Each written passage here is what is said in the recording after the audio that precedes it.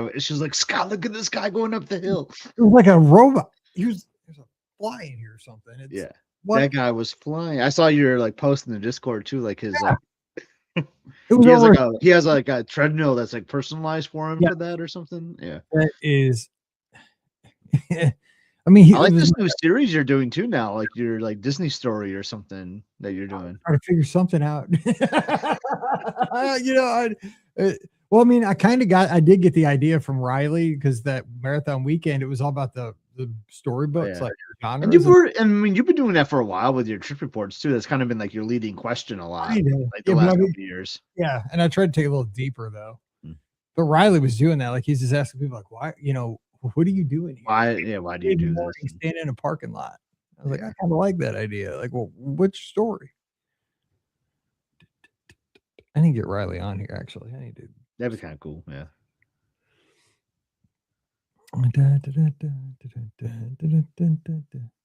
Yeah, biathlon. That's a crazy sport. That's on right now.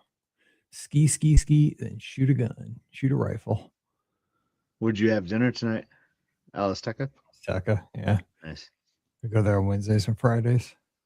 We haven't had dinner yet. It was just like with the timing for this, I was just like, I don't know. Like I didn't want to rush dinner, so I was like, I'll just hold off. So we'll get something after this. I scarf down the fajitas super fast. All right, here we go. Hey, Aubrey. It's kind of funny. You're an hour ahead or behind me, and like you've had dinner already. I know. I think I'm paying for that every week. Hey, Sean. Man, I was thinking like I think the time change is it Pam's birthday is March 7th or 8th? I can't remember. It's the day after Pam's birthday because the show I recorded already is I'm recorded past the time change. Yeah. That one I did yesterday is the day after the time change. Yeah, because my brother's birthday is the 9th. And so this is gonna stink. Yeah. It's March 8th. That's the day we fly home from California. So like I'm already dealing with like a 3-hour time change. That's gonna make it feel like 4 hours. And like our flight is like at 6 a.m. California time. Like, oh my gosh. That's what time I flew home too. Oh my gosh. My Uber picked me up at 3:30. But maybe like we'll just be so darn tired, like we'll adjust pretty good that day, maybe. Maybe. I hate flying east. That's rough. Easier for you. It is. But 1 hour helps. But like now I gotta deal with a time change too, though. Damn. You have a nonstop? Yeah, it's always nonstop. Yeah, I had to stop in Denver and sit for like 90 minutes. Denver airport, I was just walking around the airport because I just want to stretch my legs. They have on the one end of the Southwest. Well, I don't know if all the gates. I think all the gates are the same. I don't know, but at the one end, you can actually sit outside by like fire pits, like and cool. just watch the planes. I was like, that's a cool idea. Mm-hmm. That's sweet. I mean, it's freezing. There's still people sitting out there. That was like 30 degrees. Like, whatever. There you go. Look at that. Oh dang! I wear my cap everywhere. People like, what's up? Okay, here we go. What number? Friday the 13th. I don't need any bad luck. Let's go. I know. If we get back to back because of February, March when it's not a leap year, the same day. Yeah, because it's perfect month. Yeah, what's her name was she has an interview in June. She's such a sweet lady. She's like, yeah, I'll pray for you. I'm like, don't pray for me, pray for the surgeon. Like, I don't do anything. That's true. I was like, I'm not worried about me. Somebody pray for him. Okay, here we go. What day is this? I don't even know. This is Wednesday, the 25th. So that's crazy. We're recording like that far ahead. I know too. So we can't say that's the whole thing. Is like that's why we can't really talk about the Olympics, dude. They're in the past. I know they're done. That's the whole thing. I know. Like, I want to do something with the Olympics, but like don't talk about Justin Verlander signing for the Tigers. Like he's already he signed. What? You missed that? Oh yeah, Verlander's back, baby. I didn't see that. Dude, I've been out of it. I've been saying that for a couple of years that he's got to like come back and just finish where he started. That's cool. Which is even like if just as a mentor, like it just like is a cool spark. I think. Like I mean, he's 43 years old. Like I mean, like what does he got left? Going back to the Cardinals there at the end. Yeah, exactly. Yeah. Cool. All right. Cool. Here we go. I can't believe you missed that. I mean, it happened like yesterday or 2 days ago. But here we go. Welcome to episode 2850 of the Be Our Guest Walt Disney World Trip Planning Podcast. I'm your host, Mike Rallman from BeOurGuestPodcast.com and one of the senior agents over at the Magic for Less Travel. Happy Wednesday to you. Hope you're having a great week. Thanks for dropping in. It's a Mike and Scott show yet again. We're having a good time over the past few weeks hanging out, spending some time with you. And today, we're skipping out of the listener questions because, we're not trying to trick you. We're recording this one a bit early, and the listener questions, it's a little bit tough to do that a couple of weeks ahead of time. So we are going to tackle a topic that we get pretty often. It's actually kind of a listener question. People ask this a lot. We're going to tackle first timers. And when you get the opportunity to take first timers either to Walt Disney World, Disneyland, or on a Disney cruise, best practices. And to do that, Scotty G in the house. Must See Adventures. Happy Wednesday, Scott. What is going on with you? Happy Wednesday, Mike. Yeah, no urgency today, right? With these questions, because if someone had an urgent question, like who knows when they would have wrote it in, because we are recording a little ahead of time. But yeah, happy to tackle this subject. First timers. Gosh, remember when we were first timers, Mike? That was ages ago, wasn't it? It was, but you know what? That's a good place to start. We should start at the beginning. As they say sometimes. When we were first timers, what were we doing when we were first timers? Let's start there. I mean, I remember, and I'm not going to go back to like when I passed through, like in fifth grade for like a half a day in the Magic Kingdom, but I'm going to talk about like my first trip when I went down with Pam and we stayed at All Star Sports, and we didn't know much. I didn't even consult a guidebook or anything at that point. We just had Christmas break. We went, saw a TV commercial. I don't even know how we booked it. I guess we called the phone number. I can't remember. Like maybe how did you book? I don't even remember how it went. We didn't know anything. Didn't know. I can't. It's so long ago. But we booked it, and it wasn't as complicated back then. But we just kind of went in blind. But still, I look back on that trip with fondness. But I know we made so many mistakes. But I think sometimes if we can take people through their first time trips and help them, miss the pitfalls. But now that you bring that up, isn't ignorance bliss sometimes? I mean, you do help people miss the pitfalls when you take a first timer. But if you're kind of going blind, I think sometimes you just have a good time either way. For sure, because you don't really know what you're missing out on, but like I will say, like, I was very thankful for a coworker of mine who hadn't been to Disney herself either. But I like you, I saw a commercial, and Liz had been like years ago, like in middle school with her parents, and Emily was about 3 years old, and I had never been on a plane. And Liz is like, "Oh, like we should take Emily. I think it'd be a lot of fun, Scott. Like you can finally go on a plane." And I was kind of nervous about flying, like you had always been. So like, me and Emily, like, all right, let's hop on that plane and go to Walt Disney World. So we booked like a package online. So I know we didn't call. We booked online and booked the deluxe dining package. Mike. Yeah. It was, and but like I wasn't making any reservations, and we booked it like maybe like a couple months before. And I just remember a coworker of mine like went to the library and was like, "Scott, like check out this book. It's like taking your kids to Walt Disney World. Like you might find some interest in this." And I gave it to Liz, and she started reading it, and it's like, "Oh my gosh, this author said that we should make something called like ADRs, or like advanced dining reservations. If we have that dining plan, we might want to consider this." And that, I tell you, saved the trip, because or else we would have went in there with no reservations. And how messy would that have been with a deluxe dining plan with no reservations? Yeah, 100%. But even back in the day, though, maybe. I mean, you're right. Having the reservations always helped, but I mean, it wasn't as disastrous.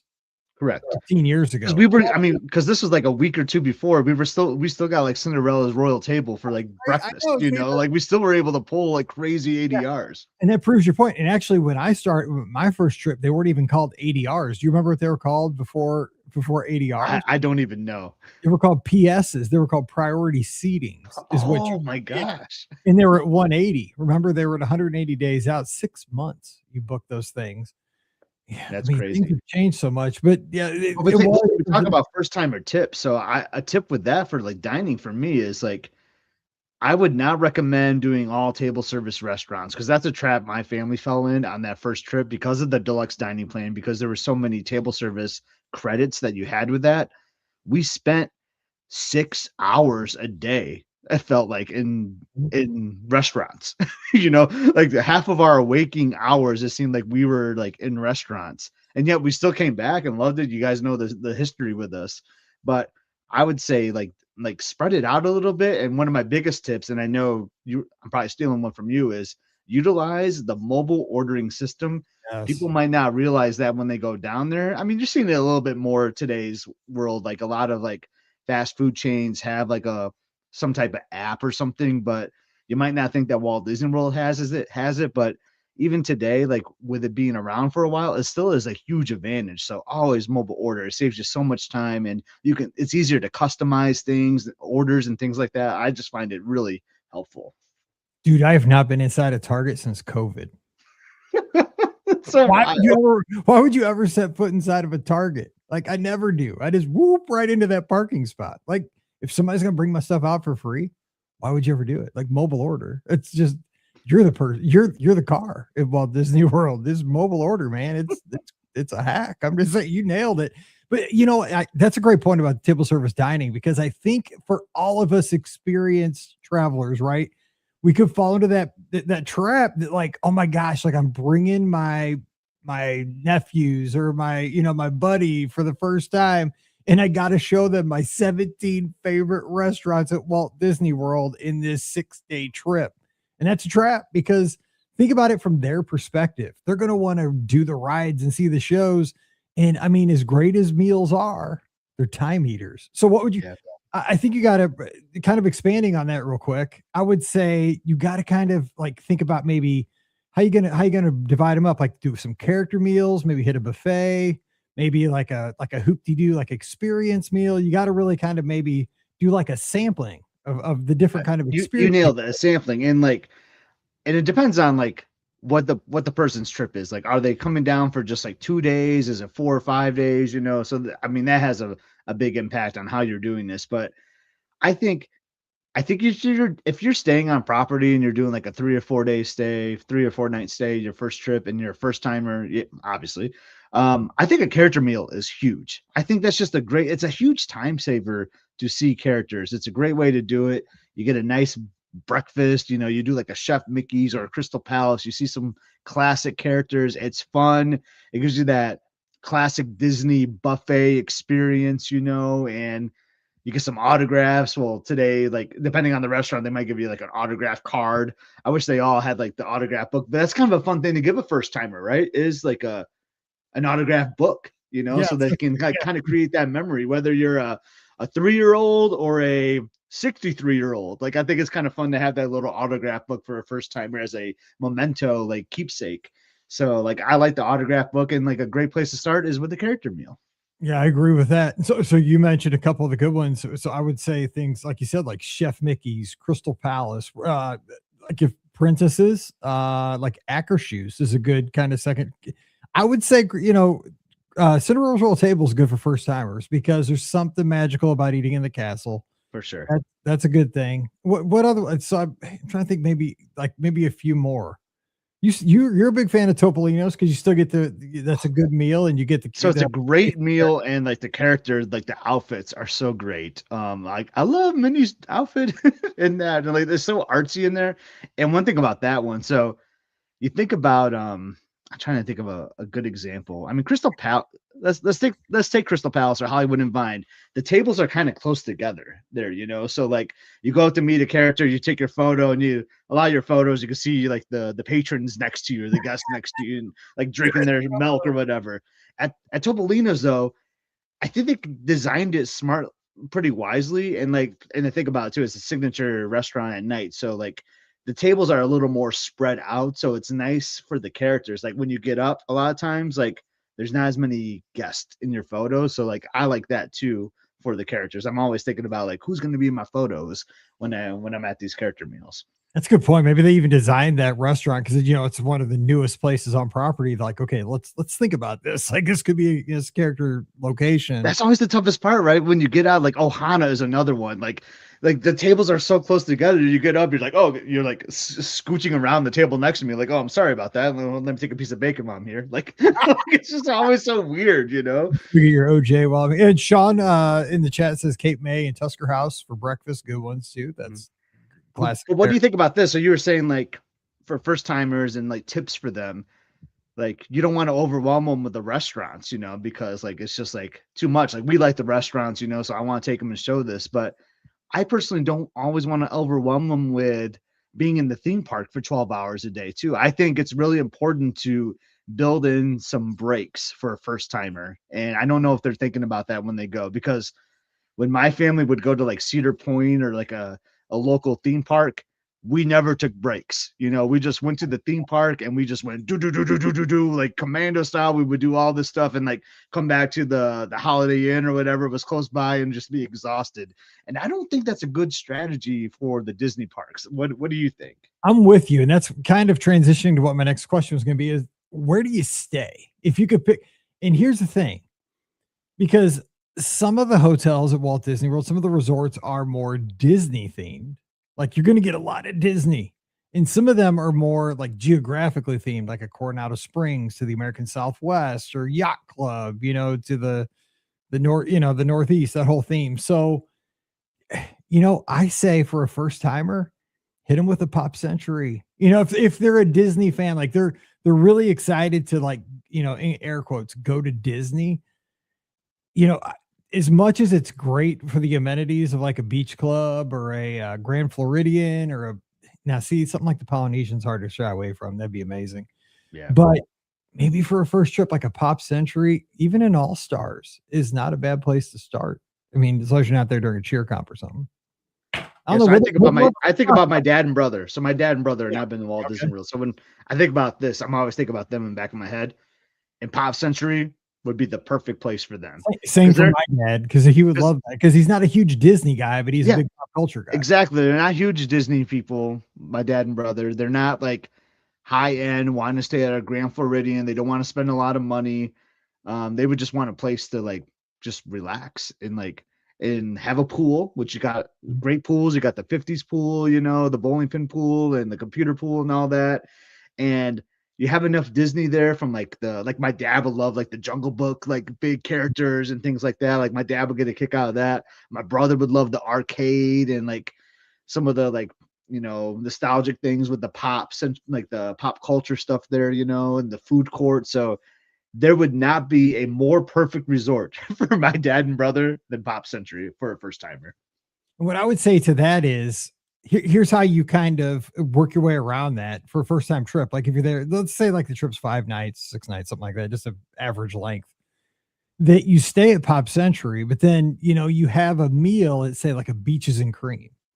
So that gives you the opportunity while you're over at Beach Club to show them, oh, here's what some of the other resorts look like. So while you're going to Beaches and Cream, you just take that stroll around Crescent Lakes. You show them the boardwalk and, oh, yeah, this is one of the deluxe hotels. And you show them Beach Club and Yacht Club while you're over there.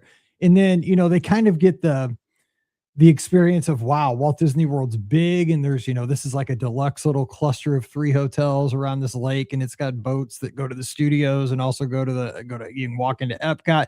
Because I think, all of us as first timers, we kind of thought that Walt Disney World was the Magic Kingdom and, the theme park with the ball, Epcot. But then you kind of understand that, well, that's definitely different than Pop Century, like that's a whole nother level hotel experience. But, I think like you said, Pop Century is that good, melding of Disney and just regular culture, but a good value. And the Skyliner is very unique too. I think everybody should get a taste of that. Yeah, I mean that's kind of what you did with your dad when you had we just went Kids the World thing. You just took him around, showed him like the transportation and all that, and like I think he had a great time doing that. He did. Yeah, we didn't have tickets. We just went around, kind of showed him from the outside the gates and stuff like that. Yeah, we had a blast. Now let me ask you this, okay? Because I want to also talk Disneyland and Disney Cruise Line a little bit, but I would skip Disney Springs for a first timers trip unless it was like, I'd say like 5 nights or longer, maybe. Or maybe you go there.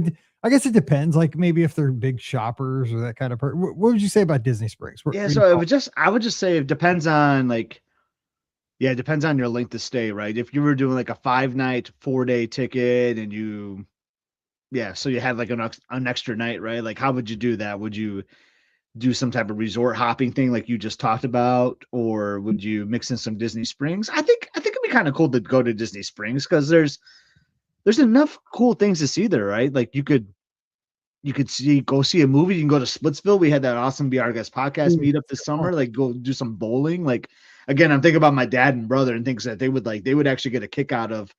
They wouldn't like the shopping. Like they would not like that. But some people would. I mean, like, Yeah. my daughters and, Yeah. damn, they love shopping. Oh my God, that's my worst nightmare. Yeah, but But they would like taking a boat over there, like coming from like Old Key West. If we like somehow like had a breakfast or a lunch at Olivia's cafe and then like took a boat over there and went bowling or did something over there, like I could see them enjoying that for a little bit if we didn't have a theme park ticket. But yeah, I would say that would be like not a top priority. I wouldn't say it would be a mistake to go there necessarily. For a first timer for sure. another question for you before we bounce off of Walt Disney World. This will also deal with land. Well, land for sure. Do you get park hopper tickets for first timers? I mean, I did when I was a first timer. It was actually a no brainer. Like I don't know why. I just felt like you had to do it. But so if it's if it's gonna break you for not going, then I say no. Don't get don't get it. But like I'd say you should. I think it's really important if you, especially like depending on the time of year, like if you're going in October and there's like hard ticket events happening, like for Not So Scary, and like so the Magic Kingdom is closing early a lot of times. I think it's really important to have those park hopper tickets so that you can go to Magic Kingdom in the morning and then go to Epcot later that night. I think it's really important for that. So I would say yes. Okay. Okay. So let's shift gears to Disneyland. Okay. Now, so we're going to Disneyland. Kind of some of the same questions. Some of the same stuff, yeah.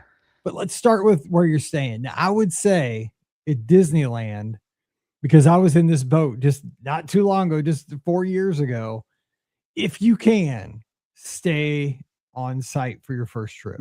Because I'm telling you what, man, I was bit so hard I stayed at the Disneyland Hotel. So the middle one of the three kind of pricing, you get the Pixar place, you got the Grand California, which I still haven't stayed, but you tell me how awesome it is, and everybody stays there, raves.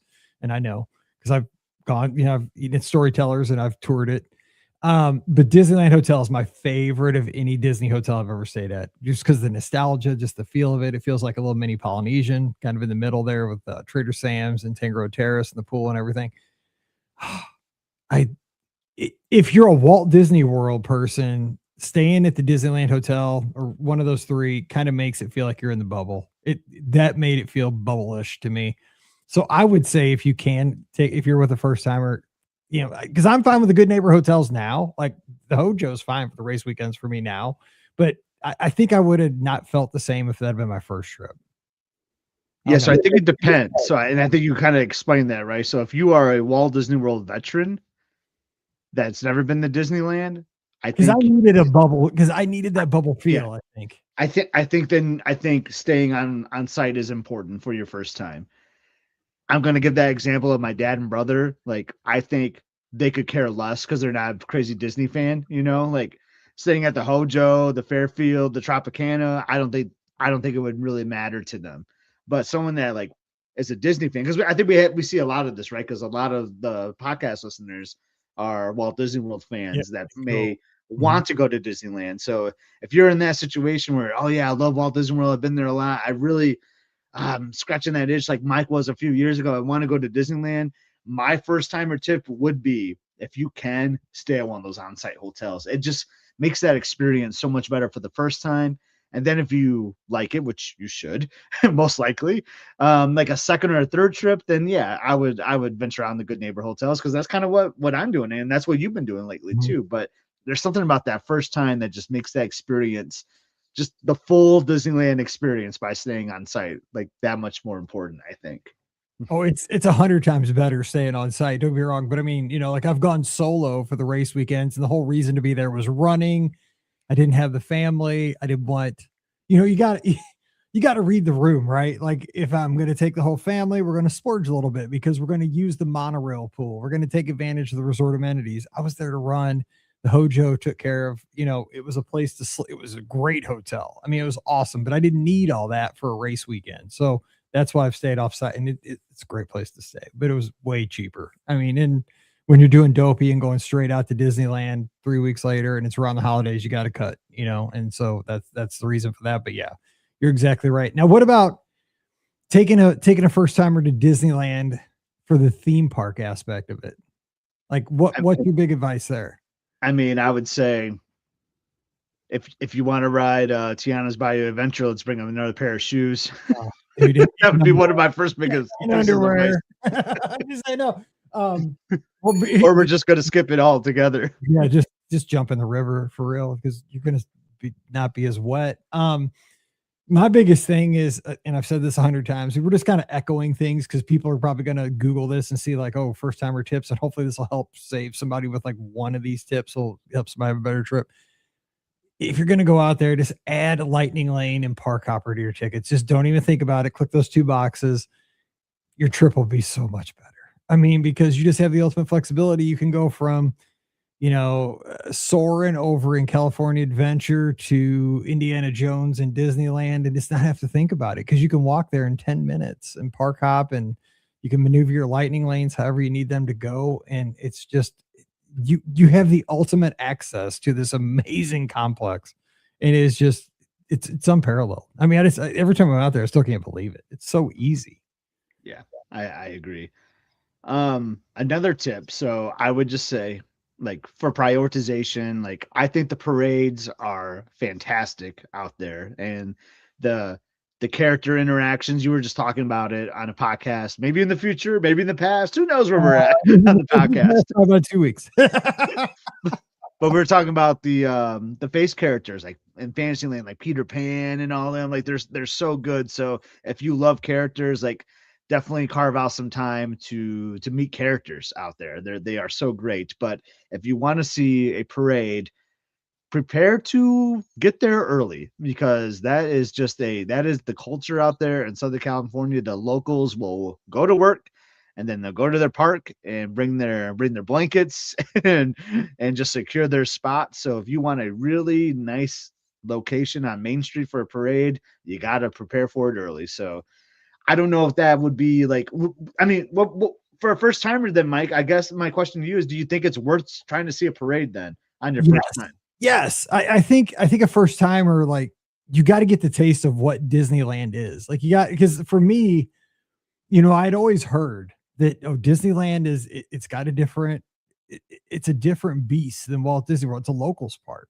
And, like you hear that terminology thrown out forever, but that's where you feel it. Like when you see people with blankets and camped out with like a bag of Fritos waiting for the parade, then you see it's visualized, like it's conceptualized. You see, these people just got off of work at 4:30.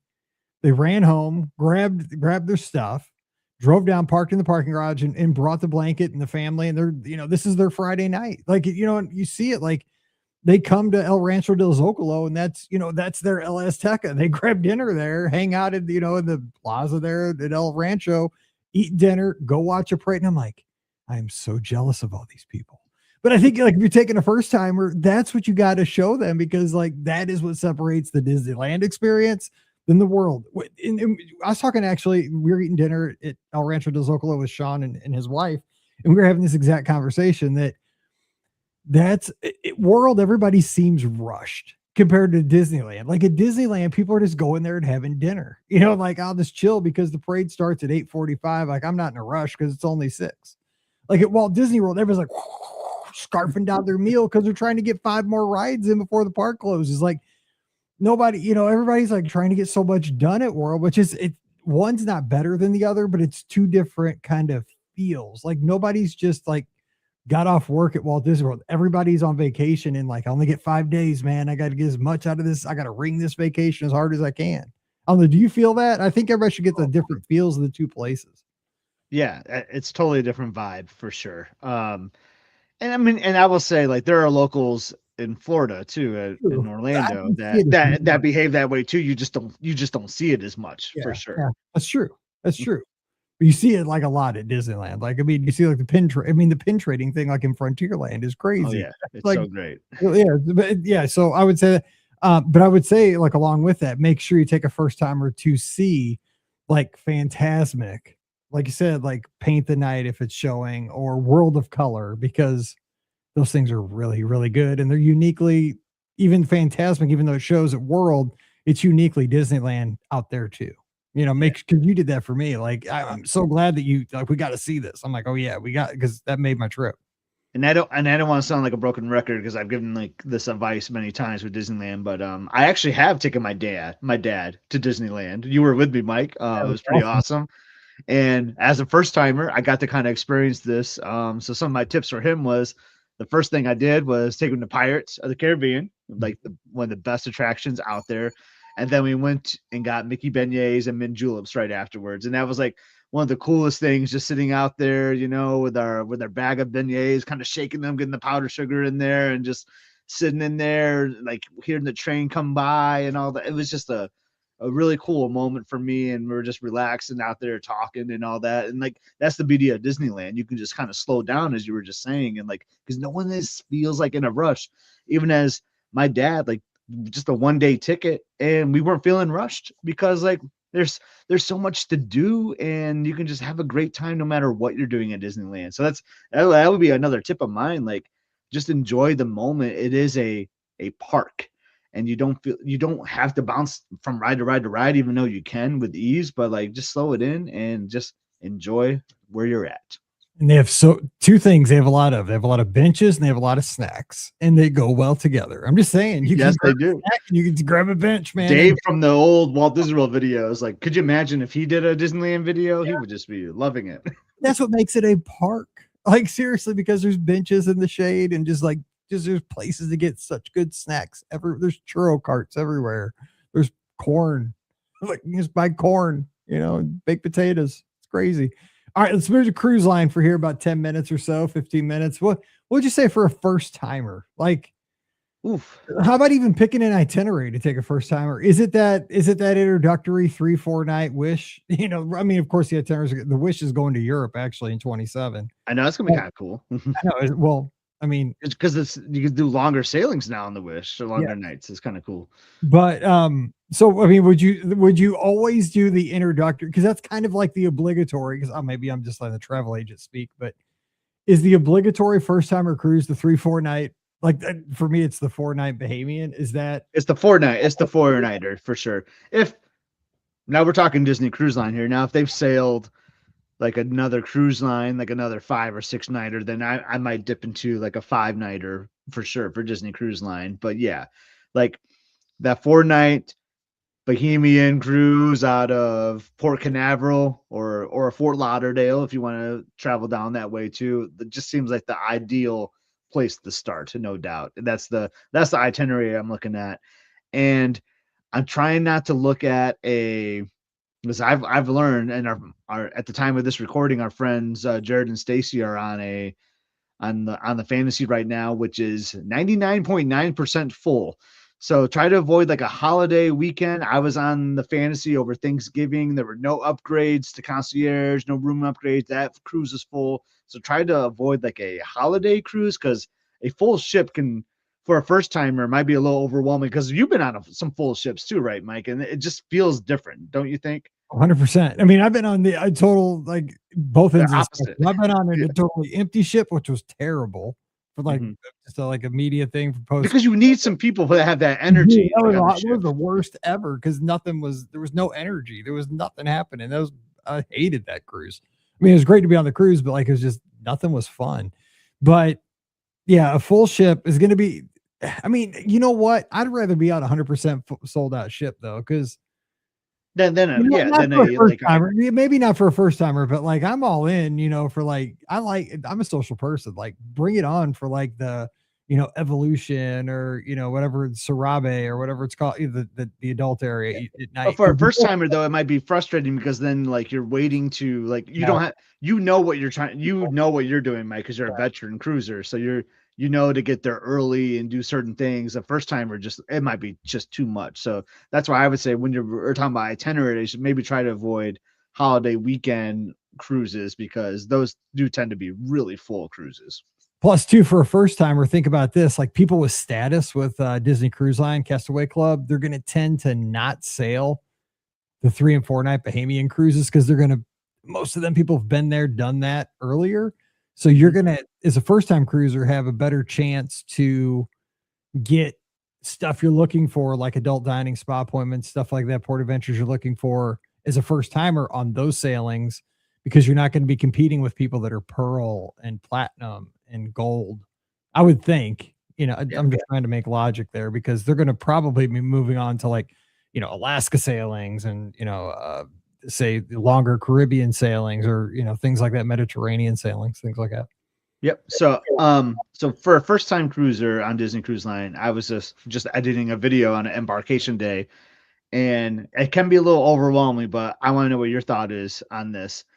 I think going to the sail away or sail a wave, depending on what ship you're on, party is a fun thing to do. And I think that just like starts like you cruise off on the right foot, brings a lot of energy right after the muster drill. Would you encourage a first time cruiser to go to the top deck and partake in that activity?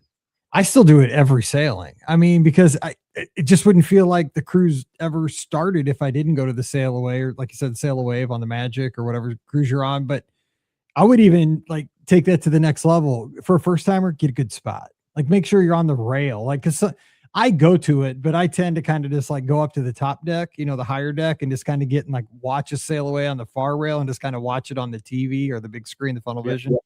But for a first timer, I want them to have like the ultimate good experience. So I might invest an extra 20 minutes and like camp out for them to get them a prime spot so they can see the cruise director staff who's going to be guiding them through the cruise the next few days and the characters they pop out and all that, and get them ready for the horn and stuff like, I wouldn't tell them, but I'd make sure they're ready for all the benchmarks that are going to happen. The tricky part about that is like you got to hustle right after your muster. But it depends on where your location is for your muster, and you got to like book it. Don't take the elevator, just run up those stairs as fast as you can. And but see, that'd be our role though, because as somebody you're taking a first timer, you kind of know the tips and tricks, like get there for them and be like, look for me, just find me. You run up there, you get there. Don't worry, I'll get the chicken tenders for you. You get the spot. I'll be your food runner and your drink runner.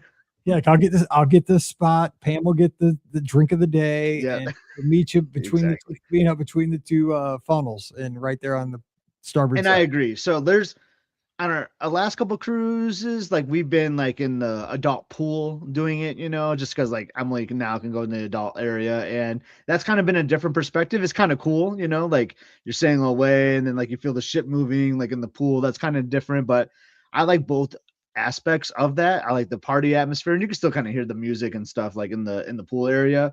But first time cruiser, like you nailed it. And that's the answer I was going to give too. Like it's fun to be in that energy and just be right there in the middle of it. You get to meet the cruise director, the entertainment staff, the characters are out on the pool deck dancing. It is like that is like the party. Like it is just psychs you up for the whole cruise, whether it's a 3, 4, 5 night or whatever. It is just an awesome feeling. That's when vacation starts right there. Yeah, you cannot be in a bad mood like after, like, because they just build through the sail away party to the 5, 4, 3, and then the horns. Once those horns go, man, it's just on. Like it's just like it is on. It's so good. Okay, so Charlotte's asking. I love this question because I have. She says, Charlotte, one of our lizards, killed it down at Marathon Weekend this past year. What's the most favored ship for someone's first cruise? And I honestly don't think there is a better or worse first cruise ship. I think, again, it's that 3 or 4 night Bahamian itinerary, whichever ship is sailing that at the time, which right now it's the Wish. But I don't think any ship is better or worse, because I think you can have a great first cruise on the Magic. That was my first cruise. I mean, it's the only ship that was in the fleet. That's how old I am. I'm old as dirt. But if you took your first cruise on the Treasure, I mean, you're going to have a great cruise on that or the Destiny or whatever you have. It's going to be a great, I don't think the ship matters. I just think maybe start off in kind of a like manageable, but I mean, if your first cruise is the Eastern Caribbean, I mean, hello, you're going to have a great cruise. I mean, we've always said we feel like whatever your first ship is, the one that you fall in love with the most. Like our friend Beth, her favorite is the Wish, and that's the one she took first, and that might actually be my least favorite right now. And I love that ship; it's so beautiful. Like I love the staterooms and the decor is so great. But dang, like the fantasy is so good. The dream, I mean, they're all so great. It's so hard to pick. I would lean towards like a dream or fantasy though, as my sweet spot. But you can't go wrong, like you said, Mike. Like they're all really great. They're all really special. The dining is great. The crew is amazing on every single Disney ship. That's what really makes. I was just talking to Jared about it because they're sailing right now, as I said, and he was messaging me. He's like, "Oh my gosh, like we were just on the Fantasy 2 years ago, and people are like remembering us the second we walk on the ship from 2 years ago." Like that's the beauty of Disney Cruise Line. It is just unbelievable. Oh man, it's so good. Jared's easy to remember. I mean, he's an easy guy to remember. Yeah, for sure. Yes. He kind of leaves a wake where he goes. So, even if he gets his hairs cut, and they still remember him. We love Jared. He's easy to remember. Okay, so a couple more things on cruise line. So I would, just throw in some obvious things that they make sure they see the shows. Do you think there's a dining preference for a first timer? Main dining. I mean, for like first, second seating or second, or like, you know what I mean? Like first seating. Yeah, first seating. Oh, that's what you meant when you said. Main dining. So dinner, then the show. I think because I think that flows better for like evening activities. I think. I don't know. That's my personal preference. I just feel like some people. I mean, I don't think it really matters. I mean, yeah. I mean, I think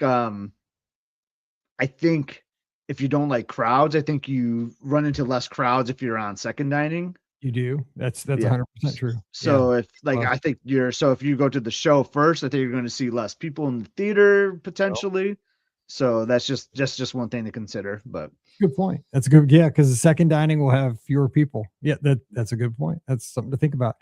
One other thing for first timers, if you want to get your kids involved with the kids club, do it on day one, because especially teens and preteens, like not force, but encourage them to at least go to the open house / meet and greet on embarkation day, because at least maybe they can meet other kids their age and just kind of get a feel for like edge and vibe or whatever group they're in, and see if they can, maybe make a connection with other kids, because sometimes they do. And then they enjoy that the whole cruise, but those bonds happen early in the cruise. And so it's harder to do that on day 2, day 3 of the cruise.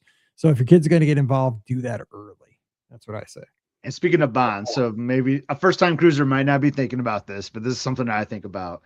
I like to bond with the crew. I was just kind of like talking up the crew a lot lately. So one thing I like to do is, I like to partake in an adult alcoholic beverage every now and then too. So like maybe I'll find a lounge I like Mike, we liked Keys on the Magic. So we hung out in there a little bit, or at Fathoms, and I'll find like a server or a bartender I really like, and I'll get to know them early on in the cruise, like on night 1 especially, and then just get to know them, like learn their story, and we're just talking about with Jared, like they'll remember you the next time you're on the ship, and it's just so cool. But like you get to learn their history, like where they're from, and then I just love learning about the cast members, and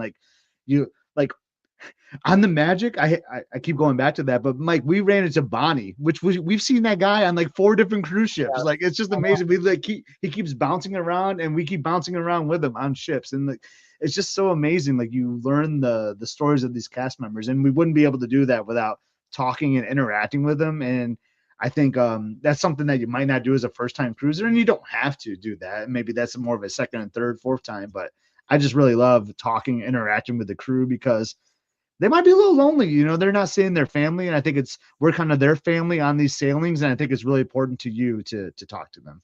Yeah, and I think that's what you would point out to your first-time friends who are sailing with you, is that you have more time to interact, because it's not a rushed experience like at the parks. Like you're here, and you can, when you're having a drink at the bar, you can just ask them questions, talk to them, like we did that at Currents on the Destiny with the bartender up there, because we're the only people up there the whole time we were there. Pam and I had a drink after dinner.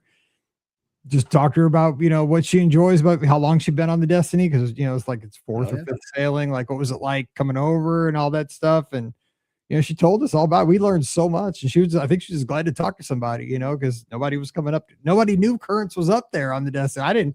We didn't even realize it's like day 4, like it was great, but it's a good point. Jennifer from St. Charles County here saying, or get involved, the kids, not only like going to open house, but also those pre-cruise like Facebook groups. The kids could like make connections there. Even the adults. I mean, we've done that. Dude, what about fish extenders? Don't do them for first time. No, first timers might like them, but it might be still a little overwhelming for a first timer. Yeah, that's a good point. They're overwhelming. I'm not a fish extender guy, dude. I have PTSD from fish extenders, man. It was like a sweatshop here the times we did them for the podcast cruise years ago. Oof.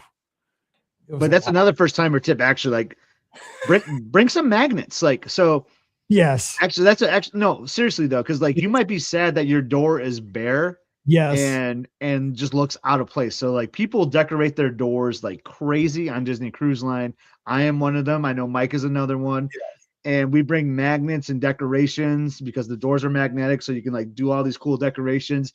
And wow, I mean, no one's going to call you out for it, but it might be a little embarrassing when you're walking down the aisle in the stateroom and your door has nothing on it. So you might want to bring some magnets. Easy there, Bubs. Our door on the Destiny in December was blank as anything because I forgot the envelope, dude. Oh no. Totally forgot it, man. We looked like it happens sometimes, Mike. That's okay. Oh, but we were on deck 7 and like near the elevators, and everybody else, like you said, man, I'm telling you what, the door next door, they had a mailbox like for ducks. I mean, some people had LED. Hey, you were duck hunting that trip too, though, weren't you? Duck hunting. And I'm telling you what, man, because it was around Christmas, people had Christmas lights. I mean, it was that TV show, like the Great Christmas Light Flight or whatever it was. Dude, the whole hallway was decked out, except ours looked like homeless people. I'm just saying, so Pam, I forgot. I almost went and bought that pack you can buy in the store, but I was like, that'd be so basic. I'm like, I can't do that. I'm not paying $20. We're just looking terrible. I'm like, people like rookies. Like, that's okay. And then you guys are like platinum cruisers. They had no idea. I was like, I'm just swallowing my pride and just not letting anybody see me go in this door. Okay, so we got about 2 minutes left. So, like, I mean, you just got to take advantage of all the cool stuff that only cruise line does. Like, I would make sure try to take them to like Apollo or at Ashante or Remy if they're a foodie. Pirate night, see the fireworks at sea because that's special for PCL. I mean, any other things? Yeah, I mean, just really a first-time cruiser might just be a little overwhelmed in a way, but like one little tip, like Disney Cruise Line really makes it easy for you for a non-planner to plan because they're planning your dining every night. Like, like I'm going to this restaurant at this time and there's going to be a show here. So they kind of make it easy for you. So I will say like sometimes a Walt Disney World vacation might be a little stressful. A Disneyland might be a little stressful. But so if someone is like on the fence about doing a cruising and you're like planning with them, just let them know like Disney Cruise Line, not as stressful. They make it kind of easy for you once you're on that ship, which is why I love it so much. And by the way, you will be on a Disney Cruise Line ship this weekend. Yes, I will, baby. Oh man, I can't wait. So here's the question. Are you going to be updating? Because you started, people might not know this, a little history of the podcast. I think we have a long history at this point because, we're almost starting our 19th year of the podcast here shortly in a couple of weeks. Unbelievable. But, we've had different versions of like message boards. Now we have the Discord server, the Clubhouse, which is amazing. I love it so much because it's really brought our community back. You started the live from the Disney Parks channel when you went on your Norwegian cruise on Royal Caribbean. We're like, dude, just post pictures while you're there because I want to see them all live. And so we just changed it to live from the Disney destinations when you got home. Are you going to be updating that on this cruise? I mean, from the cruise or what? I 100% will be because I know my man Mike will be sitting on the couch looking for something to do. So I will be updating you constantly. That way I'm not looking down because you don't know this about me. So I had ankle surgery back in college, right? This is the last time I had surgery. This is like back in the 90s. And I had my ankle rebuilt, right? Because it was messed up from speed skating. And I can't believe I'm telling the story on the air. But like I went into the guy and they looked at it because it was like real big. I couldn't get my ankle into my boot anymore on my speed skates. And like they looked at it and like, dude, something's wrong with your ankle. Like they did like a MRI, whatever. And they're like, dude, we're going in the next morning. They're like, we're going in and we're figuring out what that is. Like something is wrong. Like the thing is sticking out like a elbow or something, my left ankle. So they went in because they're worried, like they thought it might be cancer or something. And it was something like a synovial cyst or something, and my ankle bone was all messed up. So they went in and fixed that all up. And so after that, though, I had a big old scar and everything on my foot, on my ankle. But I'm so queasy. I pass out when I see blood and stuff. I never once looked at the scar or the whole bandage thing. Like everybody else changed my stuff every day. Like I'd be looking away because I'd pass out. Like I can't, so I will not be looking below the belt there. Well, it's not below the belt, but I mean below, I'm not looking south. Yeah. I'm just saying because I'll pass out, dude. I'm a passer outer. Understandable. Yeah. Are you a passer? Can you look at blood? I can.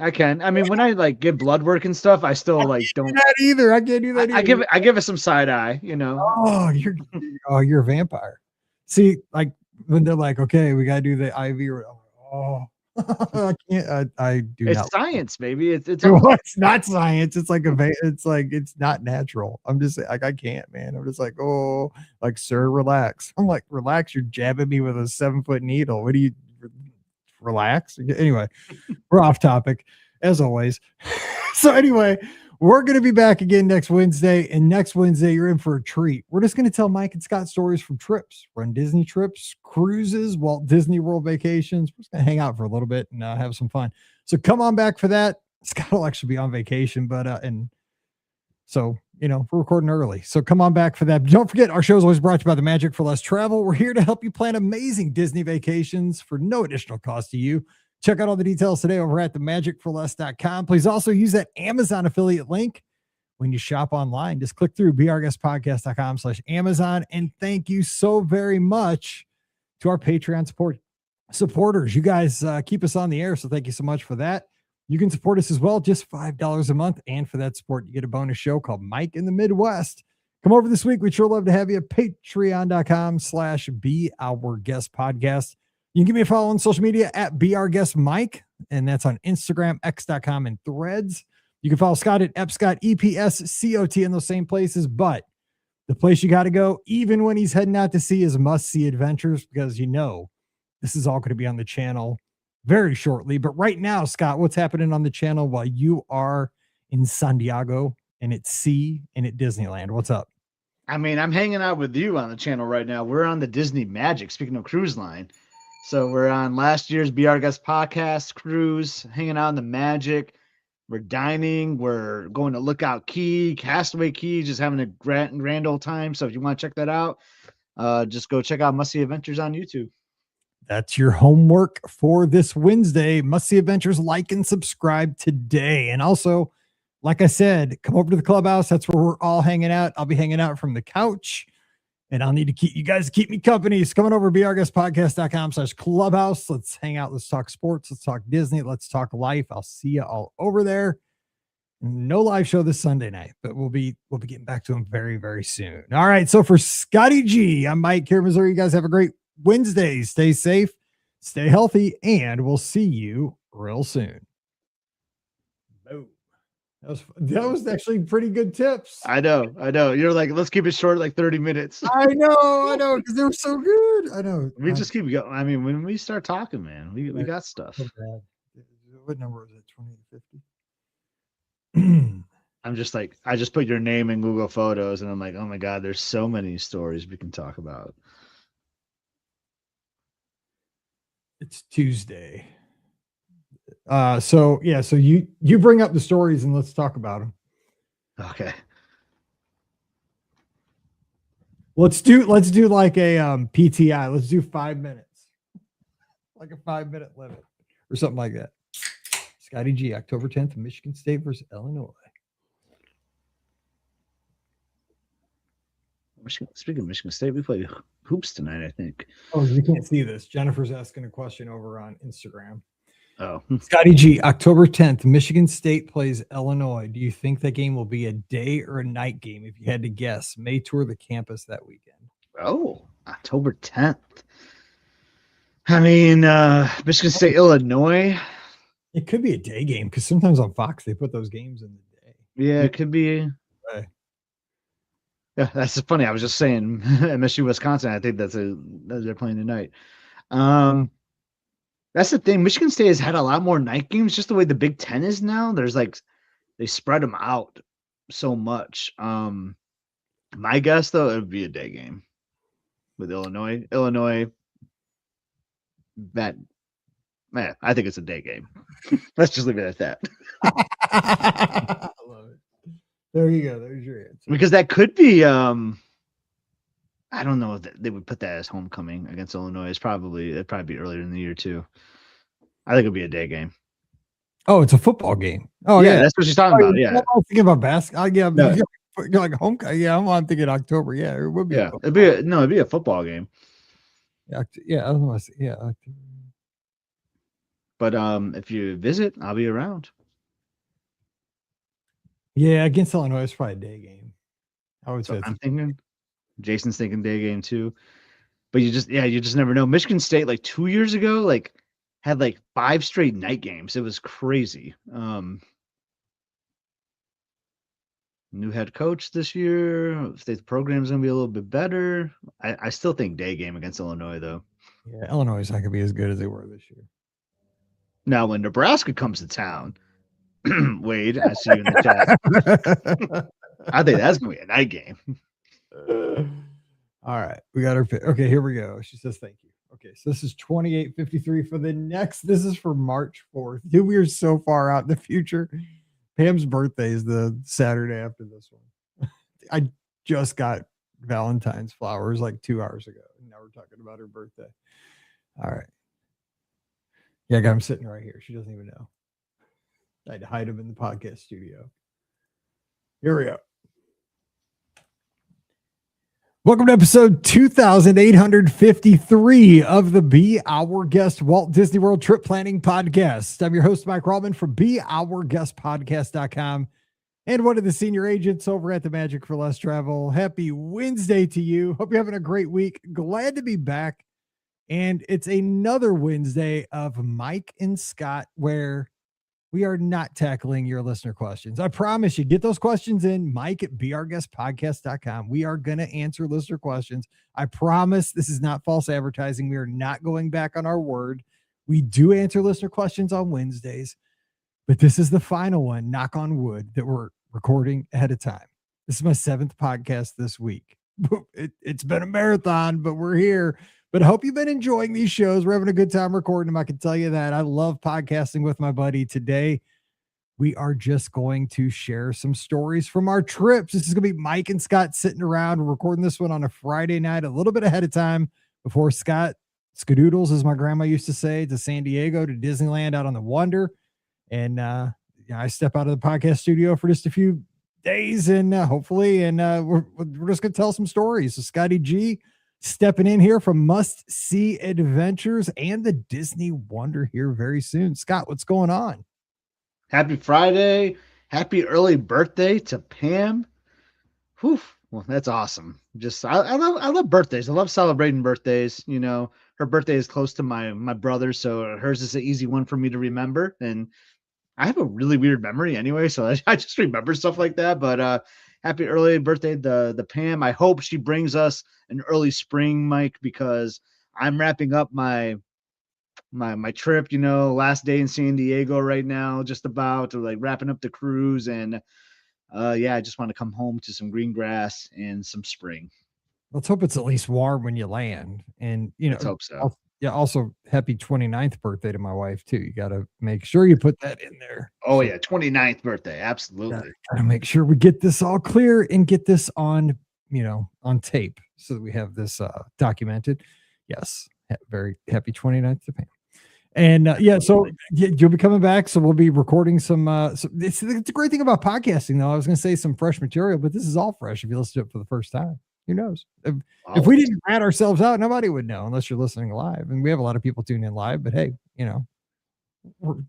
we are honest. If we're nothing else, we're honest, and we're dedicated. We've been doing this on Friday nights for like the last month, and I appreciate you doing this. We've been having a good time. Yeah. So you want to talk? So we're gonna talk about some old memories, some good stories. You and me. We're at the end of our ideas here for doing 100 shows ahead of time because I do not want to miss any podcasts. And so I said, you know what? We've been on so many trips together. Let's share some stories. Like we've done cruises, we've done Run Disney races, we've gone to Disneyland. Okay.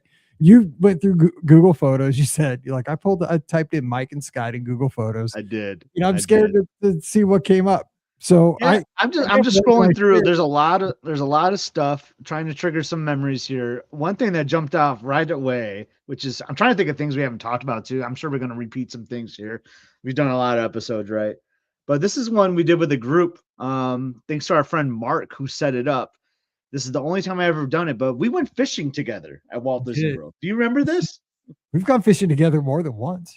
I've only done it once. You've only done it once. I've gone fishing with Mark a few times. Yeah, but fishing. And the funny thing is, we've done this with actually a few other of our friends. Is that I don't know about you, I am not a fisherman at all. I mean, what's your relationship with fishing? Like as far as I mean, the one time with you and Mark and Phil and Paige was with us. It was on Bay Lake.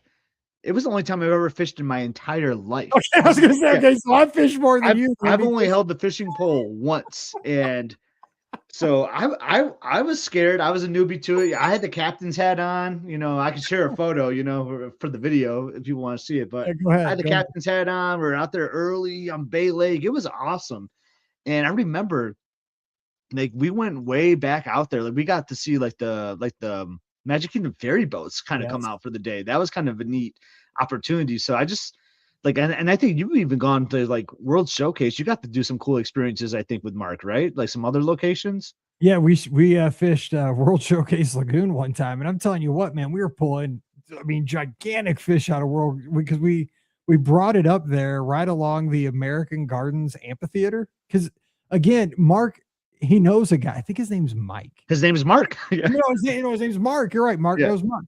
And so a little behind the scenes, we're telling stories today. Mark is one of our friends from the podcast way when the show started. He's been on podcast cruises with us, lives over, outside of Chicago. Great friend. And he goes to Walt Disney World just to fish. I mean, he does other things, but his goal when he goes down there, he fishes every day. And he calls Mark. Mark's a fishing guide, and they just go out and fish every morning on those bass boat or those pontoon boats. I guess are they called bass boats or pontoon boats?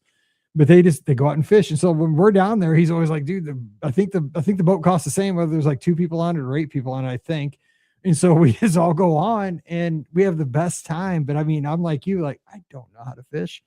But the good thing is like it's just so much fun. Because I like for a Disney geek, right? To be able to see World Showcase from like World Showcase Lagoon, that's awesome. Or Bay Lake, or seeing, like you said, like seeing the ferries get pulled out from over, on Bay Lake, and it was at sunrise. I mean, it was gorgeous. Yeah, the sunrise was awesome because I believe that. Looking at my photos, we started at the Polynesian that morning, and we just saw a gorgeous sunrise that morning. It was just like a bright orange, and then we went over to Bay Lake. And you and I caught a couple fish. You caught a bigger fish, because you're so competitive. We know how it goes. You don't know if you're gonna catch it, but then you got to and I'm not. You got to touch the fish, and you got to kiss the fish. I'm not even into touching fish. You're kissing the thing. I'm not into all that, but we did. I'm not. Speaking of, you don't know what you're gonna catch. I don't know if you remember this. I don't know anything about fish. I caught a bird. You caught a bird, yeah, 100%. And I'll never forget. I'm out there. And we're close to like the Contemporary dock. So there's like people standing out there, Oh yeah. You're right. And I'm like, Captain Mark, I think I got something. He's like, oh yeah, what you got there, son? And I pull it out. He's like, my goodness, you have a bird. That's not a fish. Like a big bird too. I mean, it was this big black bird. And he came running over. Like, I think he hurt himself because like he had to quick cut the line. And like, I think he might've cut himself and like all this, like it kind of got dangerous there for a second. Cause like we had to release that bird. And Yeah, it was almost like we were pulling up like an orca or something onto the yeah, deck. I mean, it was panic because there was like 8 of us in the boat. I mean, yeah, it it was was like wild. everybody scattering. The bird was flapping. Yeah, Oh my it was gosh, like that's when we really needed Musty Adventures back then to capture that one. oh my But God, your camera would have ended up in the lake for it sure. would have ended up in the lake, yeah, Oh, for mass sure. hysteria. It once But yeah, I another think I called it a day after that point. I was like, I'm done. I'm tapping out, and I have never touched a fishing pole ever since. But that was fun though.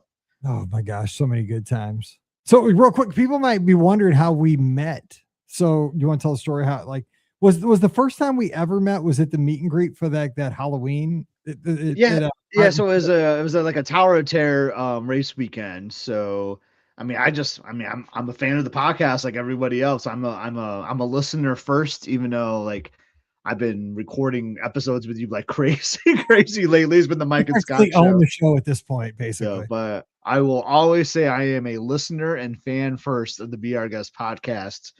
And we had a trip that just aligned because you were there for Tower of Terror. I wasn't a runner yet. I was a lizard because I was wearing my Be Our Guest podcast lizard in our first ever photo.